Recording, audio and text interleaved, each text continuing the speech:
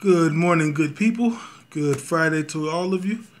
Hope it's going great. I'll say mine is I'm breathing and I'm happy to be alive. So should all of you.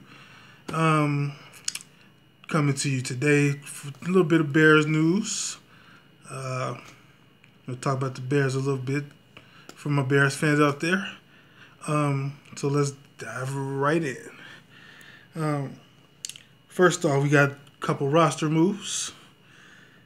The Bears signed wide receiver Marlon Brown, who at one point played for the Baltimore Ravens. 6'5", 214-pound wide receiver can go up and get it. I mean, he's been injured, but I guess the Bears are taking a chance on him, see what he can do. I mean, it doesn't hurt to give anyone a chance. And also, we signed defensive end Nick Williams. I know he was drafted by the Steelers in the 7th round. I forget what year. But he never played it down for him. And the Bears are going to take a chance on him, too. You know, the Bears made these moves after seeing them in camp tryouts. So let's give them a chance to see if they can make an impact. Now we're going to dive into the schedule. We're going to try and keep it short and sweet. First game, right off the bat, Sunday night football. First off, we got 2 primetime games, and a Thursday afternoon Thanksgiving contest with the Detroit Lions. So week 1 off the bat, the Green Bay Packers in Lambeau Field on Sunday Night Football. It's gonna be a tough contest. It always is with Green Bay. We haven't had recently, like the last maybe decade or so, they've owned us. I'm not going to even sugarcoat that shit. They owned us, period. We maybe got a few wins in here and there, the last one being Brett Favre night on Thanksgiving night. The Bears went into Lambeau and won. I was shocked myself. That was Jay Cutler's only win versus the Green Bay Packers, I believe. Wow. But yeah, that's going to be a statement game for us. Got to go out there and perform. Got to go out there and perform to the best potential we got. We got some new weapons now. Hopefully they get put to good use. Week 2, Monday Night Football. The Seattle Seahawks come into town. That's not going to be an easy task also. With Russell Wilson, it never is. Because that guy's hard to contain. I mean, you really got to force some pressure on him and force him into mistakes. Other than that, he will pick you apart. Defensively, that's where it's going to get a little interesting. Richard Sherman's gone, and a few others are gone. Earl Thomas may be on his way out. We don't know. We'll see. In the coming days, and then the draft coming up, could be a draft day deal. We'll see what happens going forward. Week 3, we go see the Arizona Cardinals. Their quarterback situation is looking different now. Carson Palmer's gone. He's retired. Drew Stanton's gone. I forgot where. I had to check. They brought in Sam Bradford to play quarterback, and they brought in Mike Glennon to back him up. Defensively, they still got Patrick Peterson. The Honey Badger's gone, I believe. But Patrick Peterson is an elite shutdown corner. Elite shutdown corner. And they still have they got David Johnson coming back from an injury. Good young running back, can take over a game. Possibly the best running back in the NFL. Yes, I said it. The best running back in the NFL. No disrespect to Zeke Elliott, but David Johnson was balling before he got hurt. And of course, Larry Fitzgerald, the ageless wonder. I mean, this guy could play till he's 50 with the way he keeps himself in shape.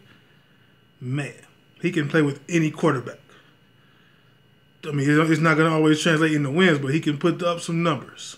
So that's going to be an interesting contest going forward also. Week 4, the Tampa Bay Buccaneers. Played them last season. Got our asses handed to us. Soundly. It took us till the final minute or so to even get a touchdown. That's how embarrassing that game was. Not going to speak on it anymore because it was just a thorough beatdown. Week 5, bye week. Not used to having it this early.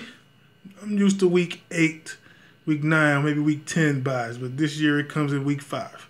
So take it for what it is. Just going to have to work through that. Week 6, the Miami Dolphins. Their quarterback situation is different also. Jay Cutler is gone once again from the NFL. Jay Ajayi is now a part of the world champion Philadelphia Eagles. Ryan Tannehill's returning. Jarvis Landry's been traded to the Cleveland Browns. Defensively, Ndamukong Suh's gone. So that's going to be an interesting game. One I could see us winning. Who knows? Week 7 is going to get real. The New England Patriots come into Chicago. What can I say? It's the Patriots. Belichick. Brady. That's a tough duo to beat. Julian Edelman coming back. Then there's Chris Hogan. Then you got the running backs. They just signed Jeremy Hill from the Cincinnati Bengals. I don't know what impact he's gonna make because they still have James White, and they really don't use their run. They really don't utilize their running backs in the traditional running style. They mainly use them to catch out the backfield. But it's still gonna be an interesting game because it's the Patriots. We're gonna have to adjust to beat them. It's gonna be tough. Then the Jets come into town week 8. Should win that game. No guarantees. Buffalo Bills. New quarterback. A.J. McCarron coming in from the Cincinnati Bengals. Shady McCoy's still there. Top 5 running back in the NFL. Top 10 for sure. Top 5. Yeah, I would say he is. Yeah, I would say he is. No guarantees in that game. I mean, we don't know how A.J. McCarron is going to perform. Week 10, the Detroit Lions come into town for the first of 2. Week 11, the Minnesota Vikings come into town for the first of 2. We got to win those division games.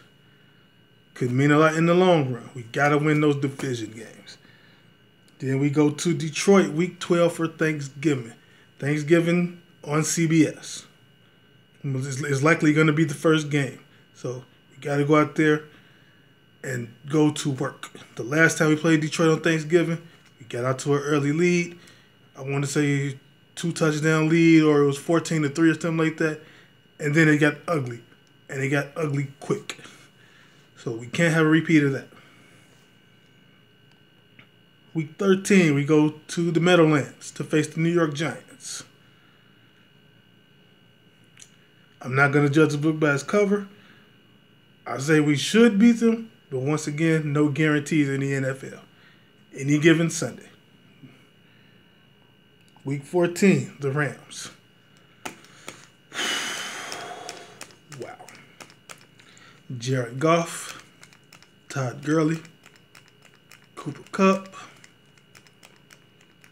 Aqib Talib, Marcus Peters, Aaron Donald, and Ndamukong Suh. That game has the potential to either be a shootout, a knockdown, drag-out fight, or it's going to get real ugly for us. I'm just being honest here. I'm not saying we can't compete with them, but on paper, that team looks devastating as fuck. And it's not going to be easy to beat that defense. Whew. Wow. It's just... It can be overwhelming, but we can't let ourselves go into that game thinking that way. Got to go out there and give them our best effort. Week 15, the Green Bay Packers come to Soldier Field. Hopefully that game means something by then. Because, let's face it, I'm tired of not making the playoffs. We got to do something, and we got to do it now.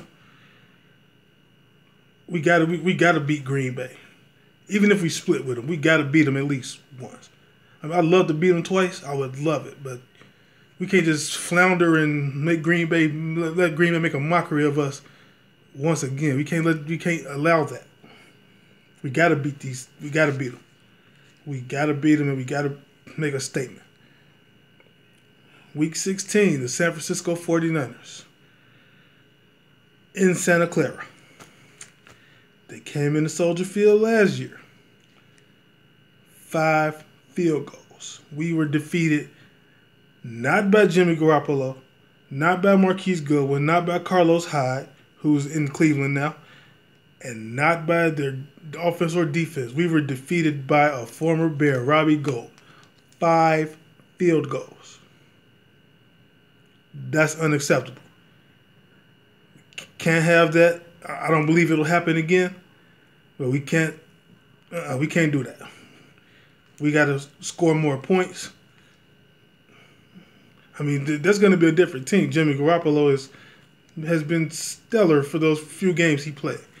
So we got to get some pressure on him and let him know that we coming after you. And then to end the season, the Minnesota Vikings. Hopefully that game means something. It means maybe we've already clinched the division. I'm not predicting division winners right now. As far as we go, I'm not predicting us to win a division because we still got a long way to go to even compete. So maybe it could mean wild card berth. Who knows? Do the Bears have a potential to win the wild card or to get a wild card spot? Possibly. But there's going to be a lot of stiff competition out there in the NFC. Who knows? This season's going to be a fun one with the new additions and all. And the draft's coming up Thursday night. And it's just going to be a fun time. And I know I'm ready. Bears fans in Chicago are ready. Bears fans worldwide, we are ready for Bears football. I can't wait. It's going to be a fun time. So, be ready to watch those monsters come out and just go on the prowl. And, with that, I'm going to bid you adieu and have a good one. Leave comments in the comments section, please, and thank you. And if possible, please subscribe. Help a brother out. Nah, I'm just playing, but still leave some comments, some feedback, or anything like that regarding the Bears. Thanks. Have a good one.